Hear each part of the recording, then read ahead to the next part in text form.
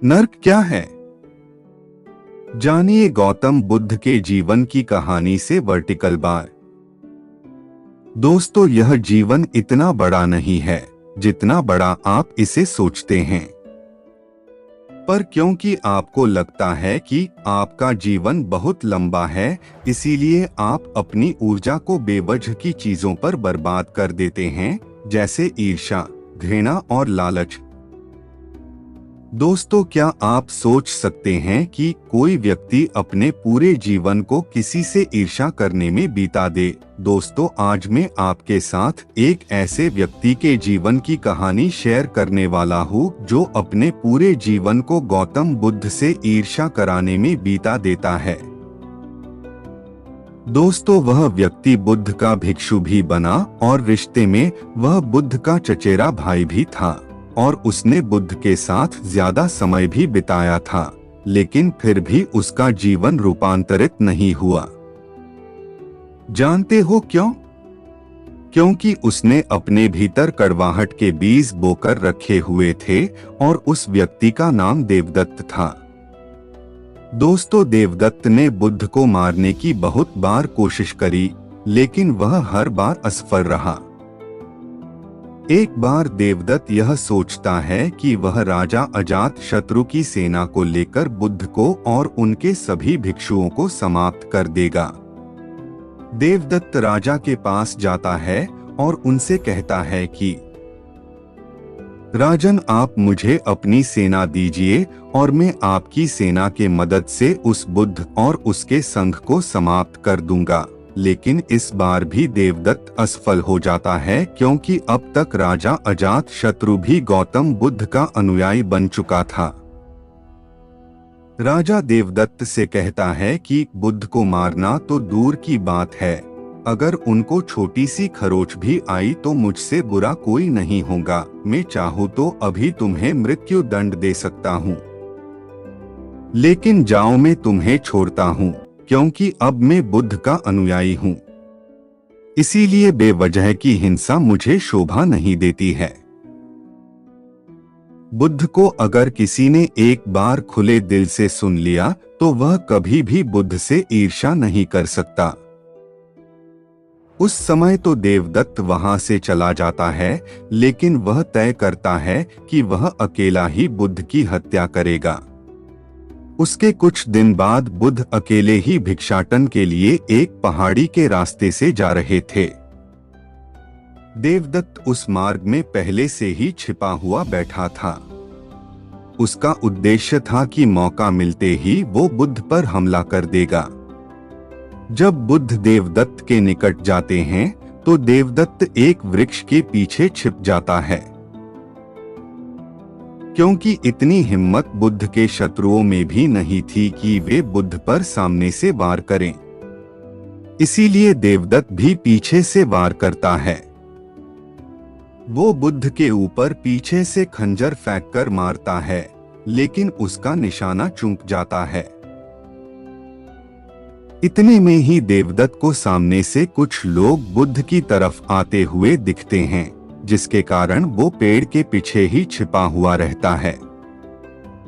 वे लोग बुद्ध के पास आकर बुद्ध को प्रणाम करते हैं और बुद्ध के साथ ही गांव की तरफ जाने लगते हैं। बुद्ध के जाने के बाद देवदत्त यह सोचता है कि शायद बुद्ध की मृत्यु खंजर से नहीं लिखी हुई है। इसीलिए देवदत्त बुद्ध को मारने के लिए कोई और योजना बनाने लगता है। उसके बाद देवदत्त एक छोटी सी पहाड़ी पर चढ़कर बैठ जाता है। उस पहाड़ी पर छोटे छोटे बहुत सारे गोल पत्थर थे, जिन्हें आसानी से नीचे धकेला जा सकता था। उन पत्थरों का आकार कुछ ऐसा था कि अगर किसी के सर पर गिर जाए तो उसकी मृत्यु निश्चित थी।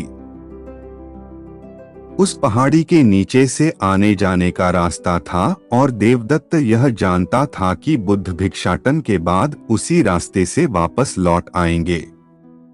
इसीलिए देवदत्त वहीं पर छिपकर बुद्ध के आने की प्रतीक्षा करने लगता है।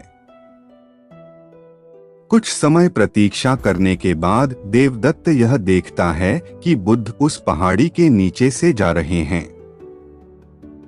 बुद्ध को देखते ही देवदत्त पहाड़ी से नीचे पत्थर फेंकने के लिए तैयार हो जाता है।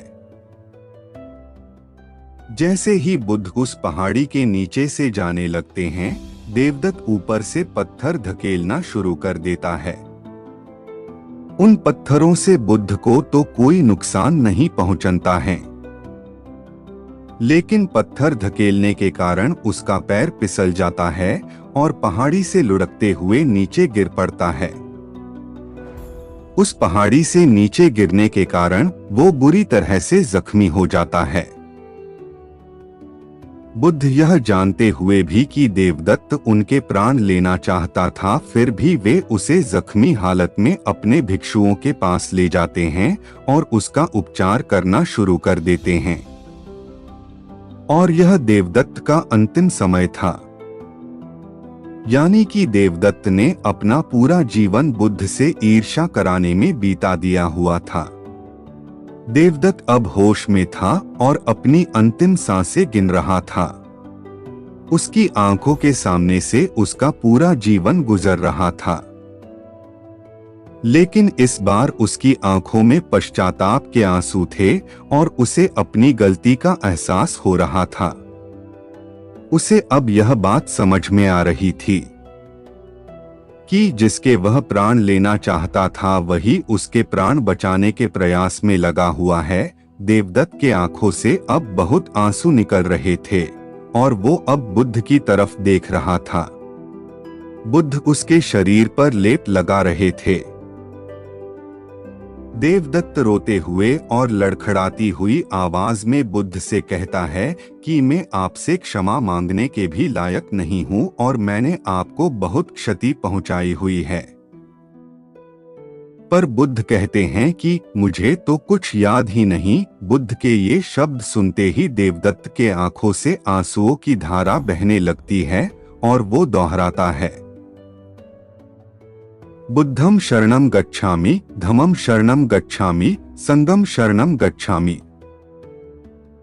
दोस्तों, बुद्ध कहते हैं कि बुद्ध, संघ और धर्म हर मनुष्य के अंतर में है और स्वयं को जगाने की क्षमता बुद्ध है। जागने के बाद हम जिस पथ पर चलते हैं वह हमारा धर्म है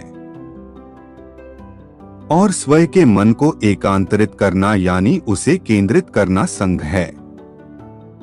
ये तीनों रत्न सभी लोगों के अंतर में हैं।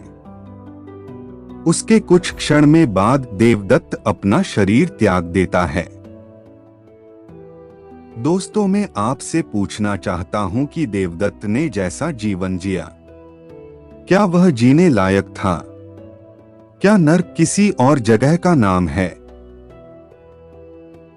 हमें नीचे दिए गए कमेंट बॉक्स में कमेंट करके जरूर बताएं। दोस्तों, वह अपना पूरा जीवन ईर्ष्या की आग में जला और अंत में उसे अपने गलती का एहसास हुआ। क्या गलती का एहसास करने के लिए मृत्यु आवश्यक है? और क्या मृत्यु आने पर ही हमें यह एहसास होगा कि ईर्ष्या, घृणा और लालच ये सभी चीजें व्यर्थ है? क्या उससे पहले हम इस जीवन को सुंदर नहीं बना सकते और इसे जीने योग्य नहीं बना सकते? दोस्तों, आज के इस कहानी से हमें यह सीखने को मिलता है कि नर्क कहीं बाहर नहीं है, बल्कि वह हमारे भीतर ही है और उसका निर्माण ईर्ष्या, घृणा और लालच जैसी बीमारियों से होता है।